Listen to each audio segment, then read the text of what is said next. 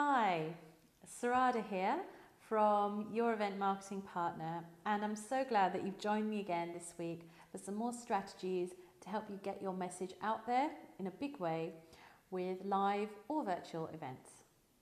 So this week I'm going to be talking to you about using social media to promote your events. And like blogging and other things that you could do online, social media is an actual technique to drive traffic to your sales page or your website or where you are talking about your event in more depth. It's not meant to directly sell your event. Again, I talked about blogging before, and if you are doing a lot of direct selling via social media, firstly, there's a lot out there when it comes to, say, Twitter and Facebook and LinkedIn, so your message might not get heard, but also you don't want to be known for being sort of only promoting yourself all the time. So I'm going to share with you some techniques on using social media. It doesn't really matter what forum you're actually going to be using, but there are some key things that you need to remember when you're using it to promote an event that you're running.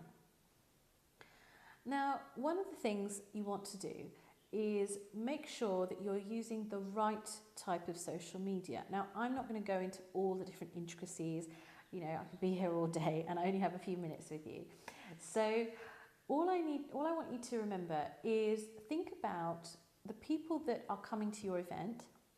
Where do they hang out when it comes to social media? Are they more LinkedIn people? Are they tweeters? Do they go on Facebook? Do they do things like YouTube? Do they upload videos? Do they watch a lot of videos? Do they prefer sharing images and photos like Instagram or Pinterest? What is it that they prefer when it comes to social media? That is where you want to be, and that's where you want to be putting most of your resources when it comes to social media. So that's the first thing, choose the right platform to use. The second thing is to not be too overly promotional. Now I know I've just mentioned this, but this is something that goes with whatever you're doing on social media, whether it's promoting or building relationships about your business in general or an event. So say you do a lot of tweeting, that's a simple example. You want to intersperse information about your event with conversational information, just random information about what you might be doing today. So keep it varied, keep it interesting, ask questions, answer questions. You want to be seen as an expert, so people are interested in following you and what you have to say. The same goes for things like Facebook and LinkedIn and YouTube and things like that. Whatever form you're using, it's about people building relationships with you. And when it comes to actually the content that you're using, the actual words that you use when you post on Facebook or LinkedIn or whatever, the sorts of things you want to be doing is sending people to a blog post. So you might want to take a key phrase and get people to click on a link to then read more. So those are kind of things. You're sort of teasing people, giving people some information, but not the whole story. And I mean, if you're using Twitter, you've only got 140 characters, so there's not a lot you can really do. So make sure that you're keeping it varied and it's not overly promotional. And the final thing that you want to do, and I think this is something that social media is amazing at, is that there are things you can do on social media that you can't really do anywhere else. For example, you can run contests and giveaways and tweet ups and things like this. You can run all these kind of unique social media based events, if you like, that will then drive interest and traffic to where your event is being held in terms of the sales page. So for example, you could hold a contest on Facebook, and you could get people to post images or post a video or something, and then the best one wins a ticket to your event, or they win a makeover. You could do the same on Twitter.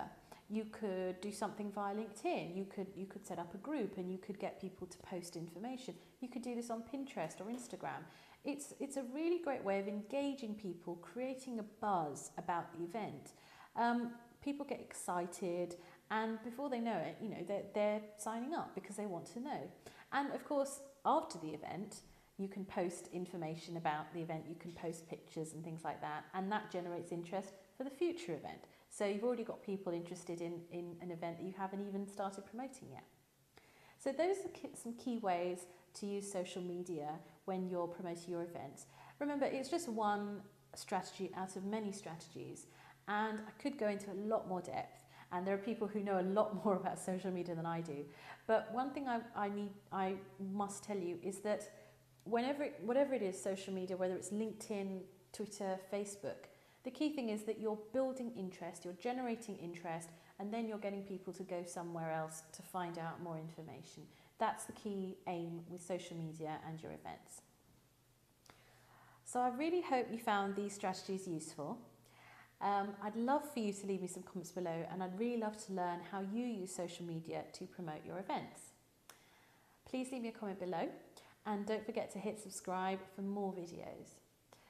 Please visit www.youreventmarketingpartner.com for more exclusive content and for your free event marketing success kit to get you started with your next event.